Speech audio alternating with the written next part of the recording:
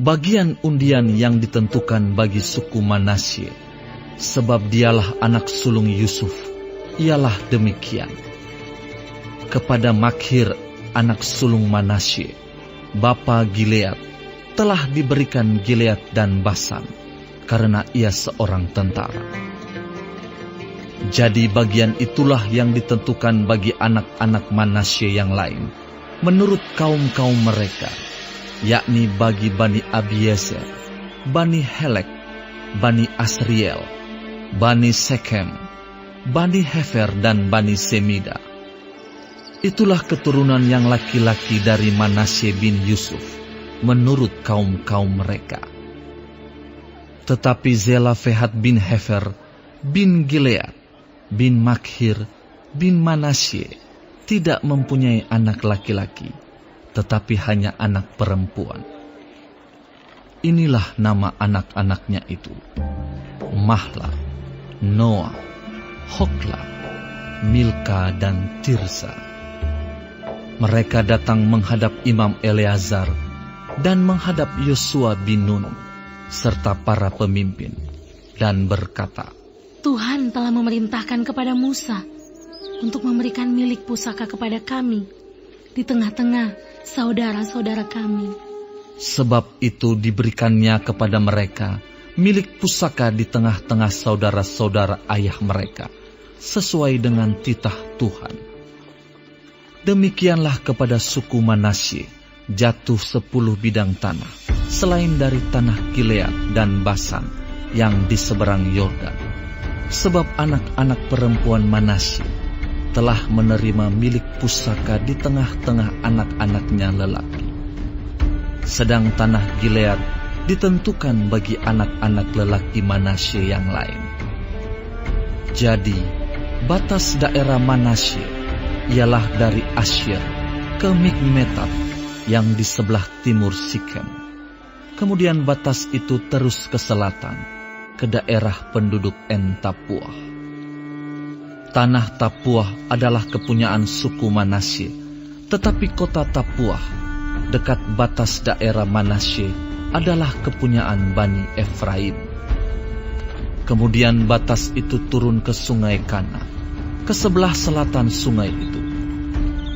Kota-kota di sana adalah kepunyaan suku Efraim, sekalipun di tengah-tengah kota-kota suku Manasye.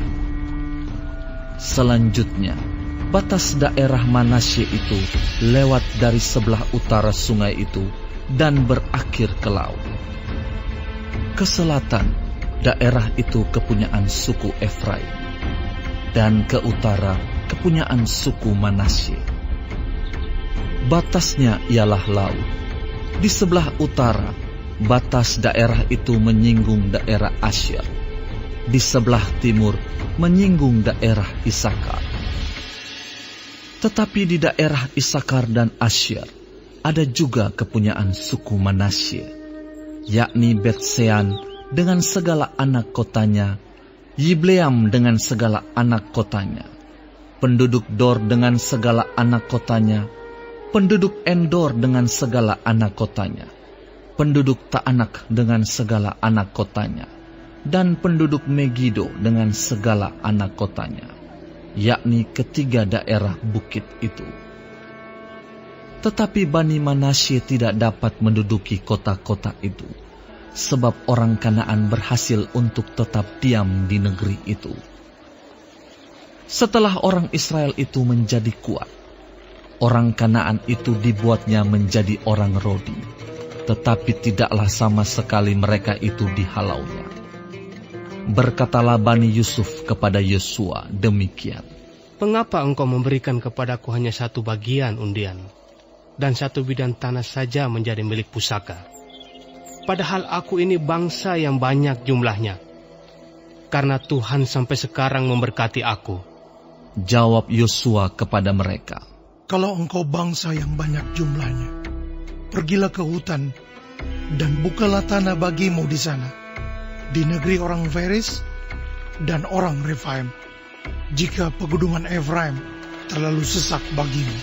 Kemudian berkatalah Bani Yusuf, Pegunungan itu tidak cukup bagi kami. Dan semua orang Kanaan yang diam di dataran itu mempunyai kereta besi, baik yang diam di Bet-Shean dengan segala anak kotanya, maupun yang diam di lembah Yisrael. Lalu berkatalah Yosua kepada keturunan Yusuf, kepada suku Efraim dan suku Manasye, engkau ini bangsa yang banyak jumlahnya, dan mempunyai kekuatan yang besar.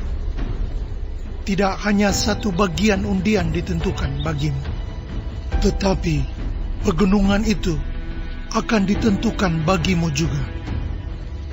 Dan karena tanah itu hutan, haruslah kamu membukanya.